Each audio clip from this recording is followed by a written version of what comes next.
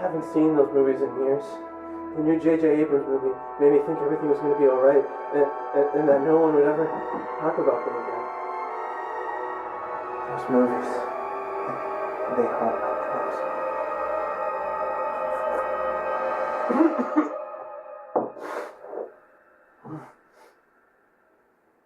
The love between Anakin and Padme. Well, I think first we should talk about the origin of this love. Oh, excuse me? I'm talking, of course, about the Phantom Menace. The Phantom Menace is a piece of horse shit, as you Americans like to say. The action sequences are, how do you say, subpar. The Anakin and Padme have absolutely no chemistry. You can see it right from there. And how Anakin is just saying, well, you're like an angel. That fucking love story between Anakin and Padme. Swear to God, that's like the worst thing ever. Really? It felt really genuine to me. Genuine?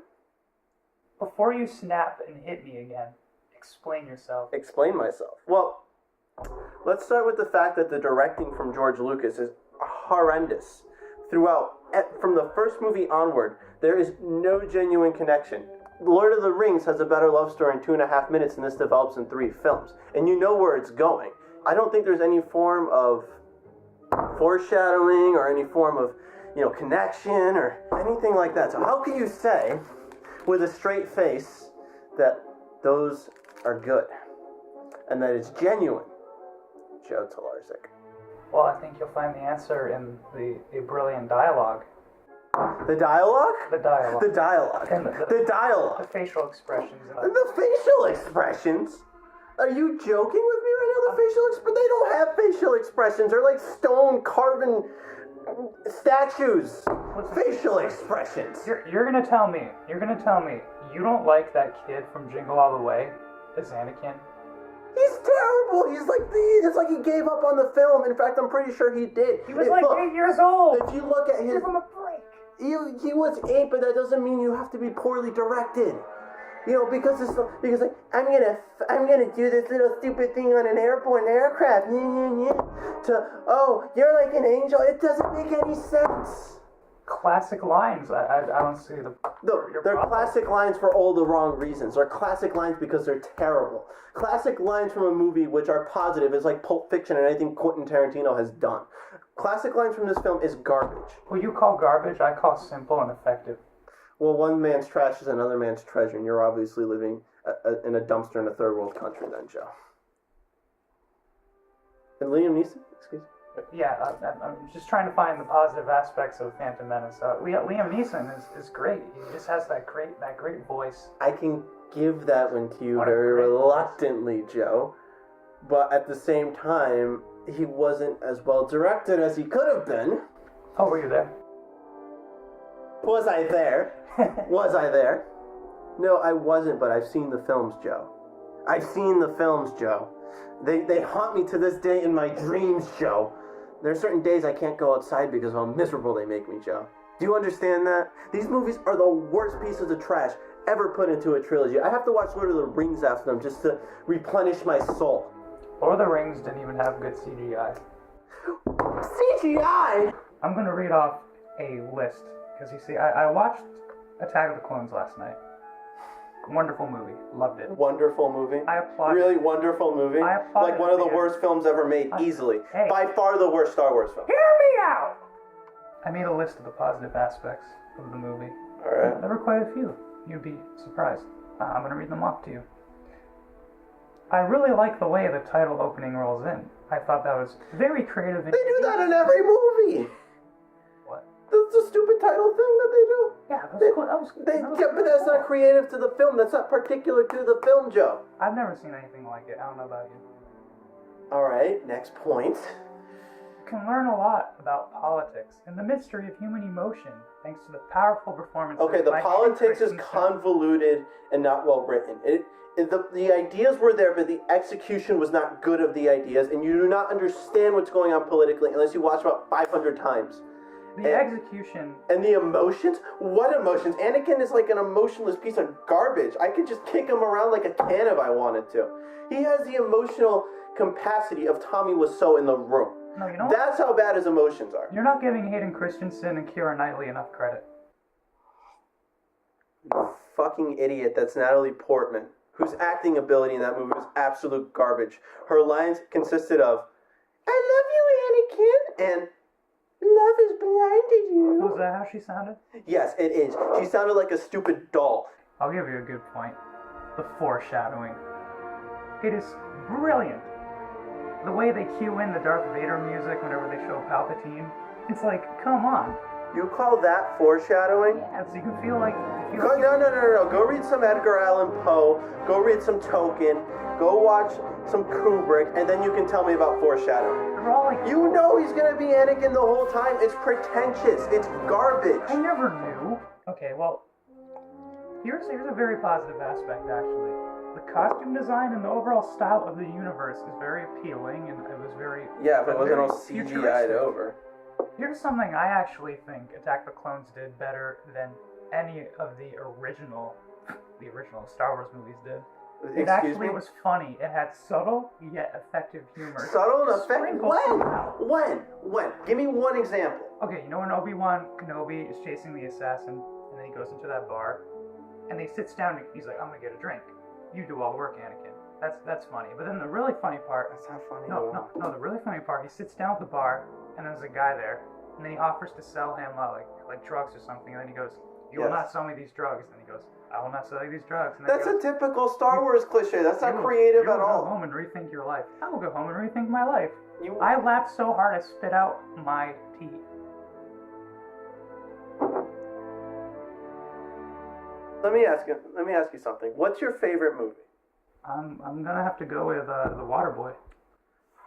The Waterboy? The Waterboy is your favorite movie of all time? I really like those Hobbit movies. Have you seen those? How do you compare them with Lord of the Rings? Well, I think The Hobbit has a lot more, like, fun and action, and it's not as long and drawn out. Whoa. Lord of the Rings is long, but it's not as drawn out as you think. The Hobbit is just silly, crappy humor throughout the whole thing. Like, that guy they had for, like, the Worm-tongue character in the films was terrible. And it's more childish. It's mediocre at best. And there's more fun.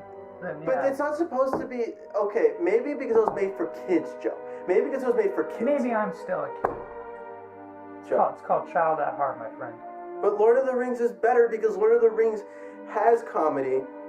The timing of the comedy is better. It doesn't feel as cheesy. The action sequences are just glossed over with CGI. The final orc villain at the end of the last movie... Well, that's a good point. The CGI is just not as good. It's like they were made at two totally different decades. Well, maybe because they were, Joe. I'm going to read you some very memorable classic quotes from Attack of the Clones. Anakin and Padme are together. Anakin goes, "You look beautiful. For a senator, I mean." And then they laugh. It was an awkward laugh. Come on. It was that awkward laugh, and he's trying to hit on her, and he's not doing a good job of it. I think Napoleon Dynamite's move of, "Are you drinking 1% because you think you're fat?" is a better pickup line than that. Listen, that was their first interaction in the whole movie, and it was a great way to kick off this blossoming relationship. Blossoming relationship? You mean the most disingenuous relationship in cinema history? I don't like sand. It's coarse, rough, and irritated, and it gets everywhere. Not like you. You're everything soft and smooth. Yeah, that just proves George Lucas can't write for shit. Go back and watch Lord of the Rings. I wasn't quoting the movie, I was just telling you that. I like that you're soft and smooth. The thought of not being with you. I can't breathe. I'm haunted by the kiss. Okay, that just proves that never have given me. That literally just proves he has no emotional strength and no emotions at all. Because he says that in such a disingenuous way, it's almost like he wants to manipulate her for something else. It's almost like poetry. Like poetry. It's like My Chemical Like Romance poetry. Song, and I love it.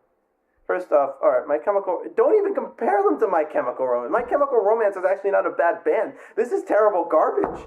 Like, I want to burn every copy of this movie. Listen, dude, I haven't left my house since today.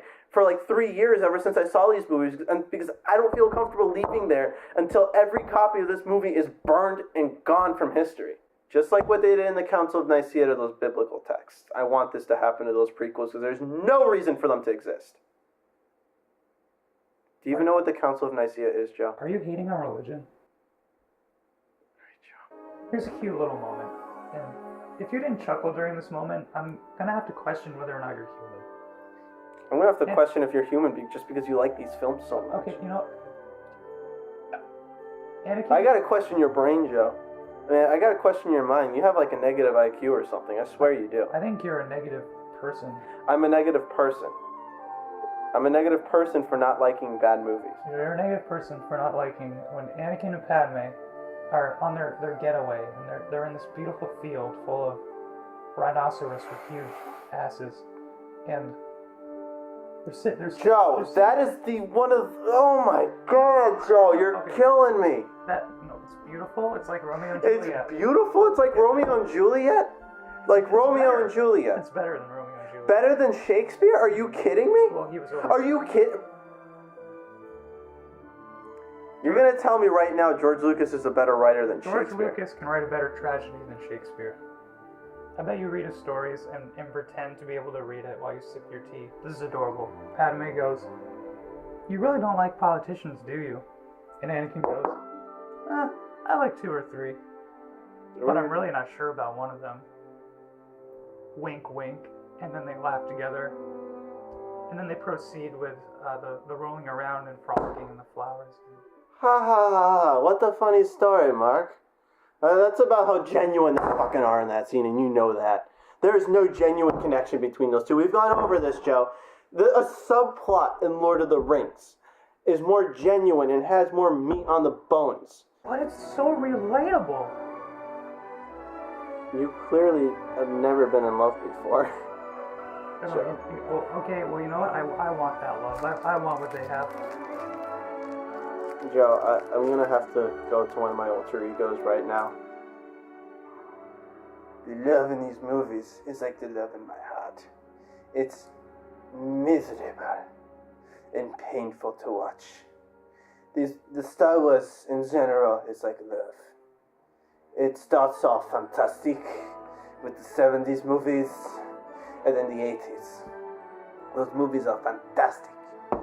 But then you get the hardships of love with these prequels, and it shows the true nature of the tragedy that people must go through. But then it works out in the end because George Lucas doesn't write it anymore. And J.J. Abrams comes around and he brings the love back into the hearts of the Star Wars fans. Almost. I think he's missing a Jar Jar Binks in Force Awakens, to be honest.